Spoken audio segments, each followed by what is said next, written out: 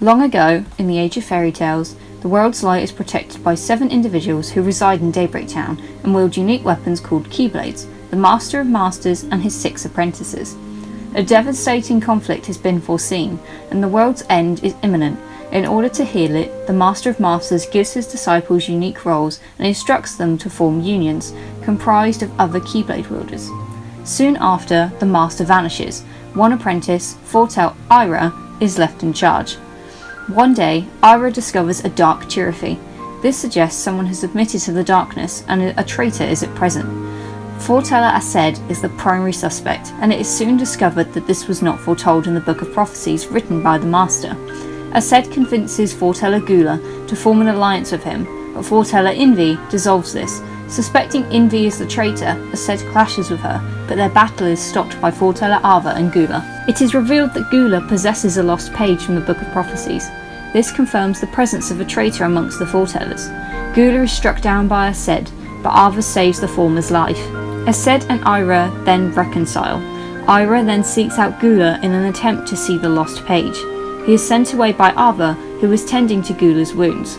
Gula reveals his intention to summon Kingdom Hearts in order to lure the Master of Masters back to Daybreak Town, but Ava dissuades him from doing this. Realising conflict between the unions is inevitable, Ava acts in accordance with her role and gathers Keyblade wielders who must go into hiding instead of fighting, dubbing them the Dandelions.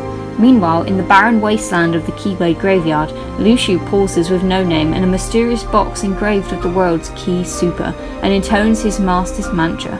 May my heart be my guiding key. So, many questions have arisen on what or how Kingdom Hearts 3 will play out, and what the outcome will be. How will all the pieces of Nomura's story fit together? After the hype of the D23 2017 Kingdom Hearts 3 trailer, I feel that Nomura has given us one final piece of the puzzle. Prepare yourself, guys, this is one big theory. Please be aware, this is just a theory, nothing is set in stone, and this is purely fan-based. It is just speculation. So where does this theory begin, and what are its aims? Well, it begins in the age of fairy tales with the 5 union leaders. Long ago, the worlds were one. This undivided world would come to be called the world of fairy tales. It all began here, in Daybreak Town. The Master of Masters has an eye that gazes into the future. He bestowed upon 5 of his 6 apprentices a copy of the Book of Prophecies, which contained information about the catastrophic events that lay ahead. So we already know that the foretellers' names are based off of the 7 deadly sins, Ira being wrath in Latin, Gula being gluttony, Envy being envy, Aced being sloth, Ava being greed, and Luxu being lust. But where's pride? Well, pride's superbia. If you pay close enough attention to the box the Master of Masters gives Luxu at the end of the story, there is an emblem on the top with 13 spikes that has the word in the middle X Super. There's no telling if this is actually the Master of Masters' name or not, but it was a box in his possession. He's the 7th member of this group. He even counted himself out loud at some point. Everyone else is named after 6 other sins, and his box literally has more than half of the final sin's name on it, plus the telltale sign of the recusant sigil, the X. During back cover, the lost page reads, "The traitor is the one who bears the sigil." That box has a menacing X on it, and in a way, the Master of Masters was setting everyone up to turn against one another out of suspicion, kind of making him the treacherous one. But then again, by that logic, Luxu could also be the traitor. What with having an X in his name, he is the one with the possession of the box in the end. But what is in the box?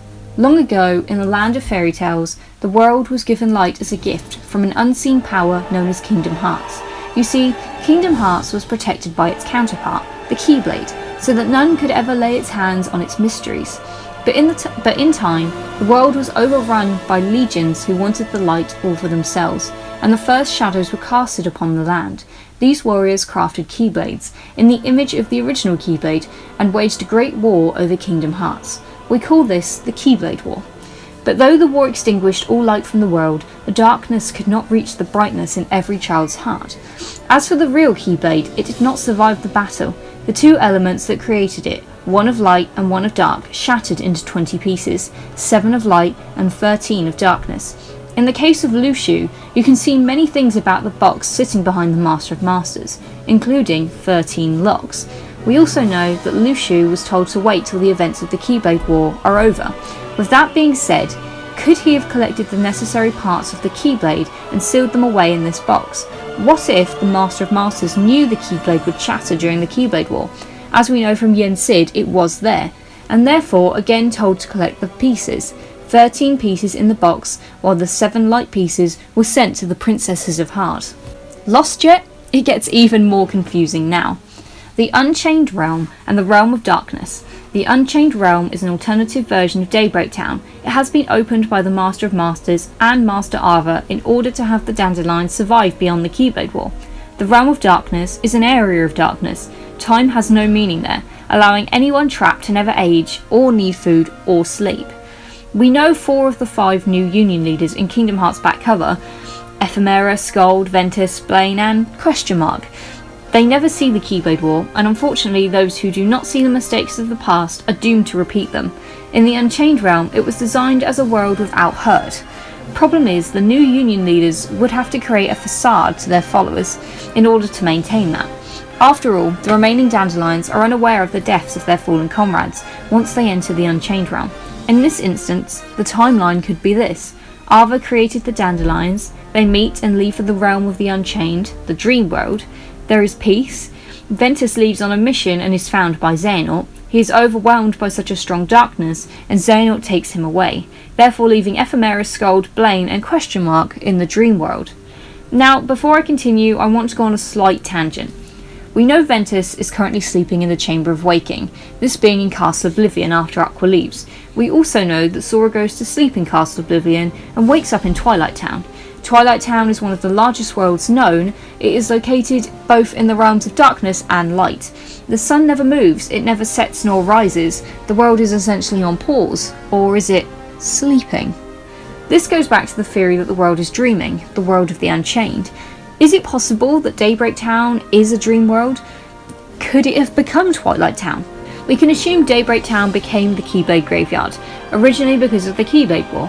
However, when the Union leaders went to the World of Dreams, could they have sealed off the world to protect it from harm, creating Twilight Town? If Ephemera is the leader and therefore taking the role of Ira, this would explain why the mansion has so many unicorn references. Perhaps this is where the leaders met. We know there is a smashed round table in one room. Perhaps after Ventus was stolen, the others had a falling out, and thus the mansion was destroyed. Sora fell asleep in Castle Oblivion and was later moved to Twilight Town to keep him safe. This was, we can assume, done by some sort of magic, a powerful sorcerer. Ventus, however, is still asleep in the Chamber of Waking. But with Organisation 13 in the castle before, what stopped anyone else from visiting? Could Ventus have really been alone the whole time, or was he visited by an old friend? If Twilight Town and Daybreak Town are connected, could Ephemera and Scold be with him, but just in another part of the castle, waiting for their birth by sleep? Is the whole world itself waiting for this? Once Ventus awakens, will Twilight Town be restored to Daybreak Town once again? The tangent continues slightly now into Keyblades. We know Keyblades have wills, that's why all Keyblades look different. You get a keychain that has or had a will, equip it to a Keyblade and it will change the Keyblade to give it the shape of said will. Now, let's assume that when the Master of Masters passed on the Keyblade, no name to Luxu, its will remained. The will for control and the will for darkness.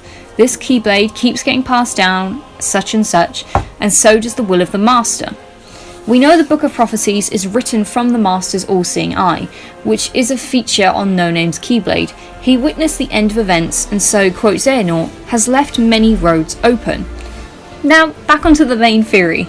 Xehanort's an anagram of both No Heart and Another. Nomura said that both have meaning. This is going to sound crazy, but is Xehanort a nobody just like the rest of Organisation 13? Is the Master of Masters the true villain? Firstly, we know one can exist as just a heart. Ansem has done this and has been able to move freely and communicate. Is this the same with the Master of Masters who is cloaked in black? Is his will his heart? Terra is the perfect example of lingering will. It never disappears, it just waits. I know that No Heart is a data battle, a secret boss, and that it is just Keyblade armour, but could it be more? As mentioned earlier with Terra's armour, one can possess armour with a will. First, remember back to Terra's final boss, when the lingering sentiment formed Xehanort. said something along the lines of, "Your body and heart have given in, but your mind still resists." From this we can assume that both Xehanort and Terra's hearts and bodies are all linked in Terra's body. So by this, wouldn't that mean that when the Heartless and Nobody forms, two will be created at the same time, one for each heart?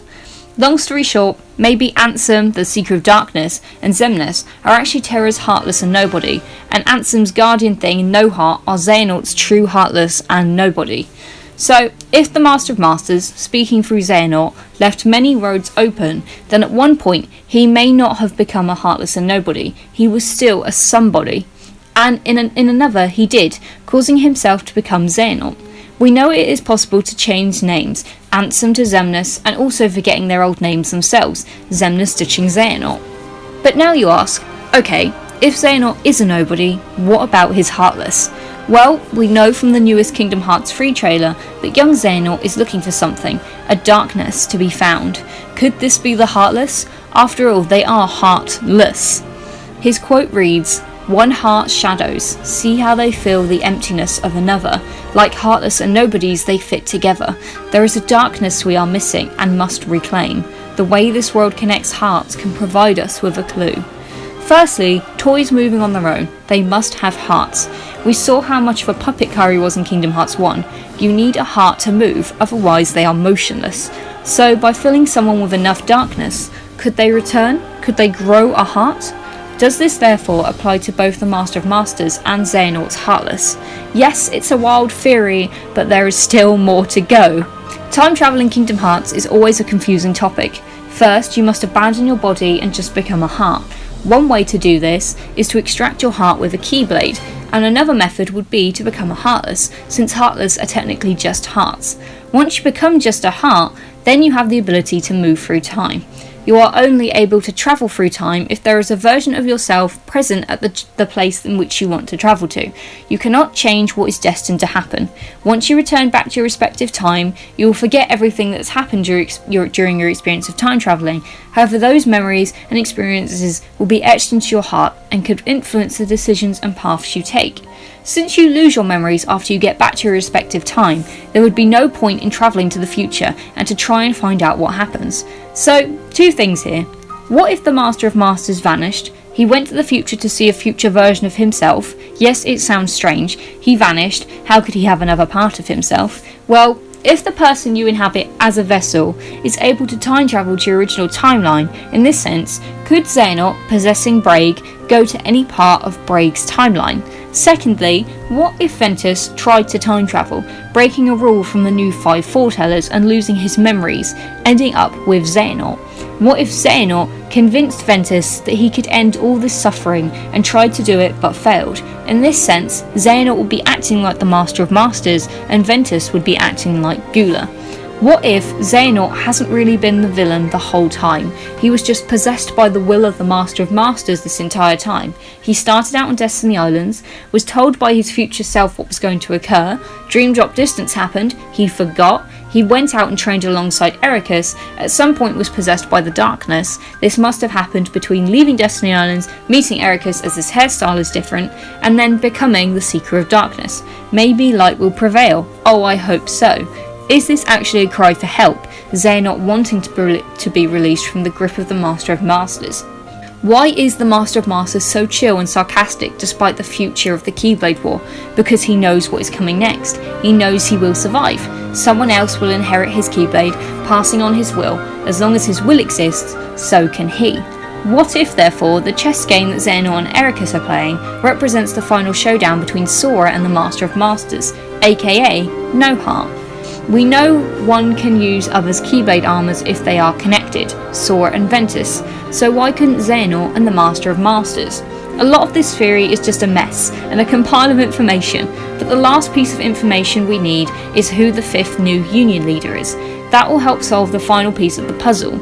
I'm beginning to think Xehanort isn't the real villain after all, but rather a puppet or a pawn to the Master of Masters. After all, he wrote what he saw in the Book of Prophecies.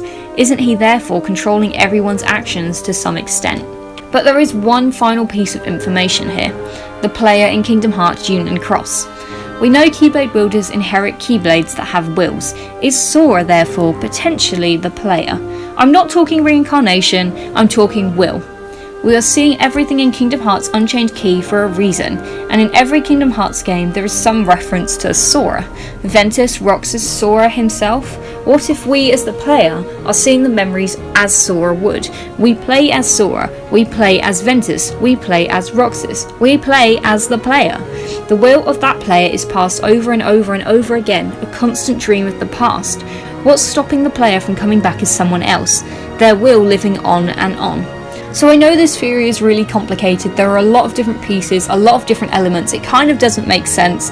I kind of think it's on the right track, but I still think we need the 5th Union leader just to kind of solidify things. Of course, it's all speculation, just my own thoughts, it's just kind of a 3 AM brainwave I had, but we'll see what happens.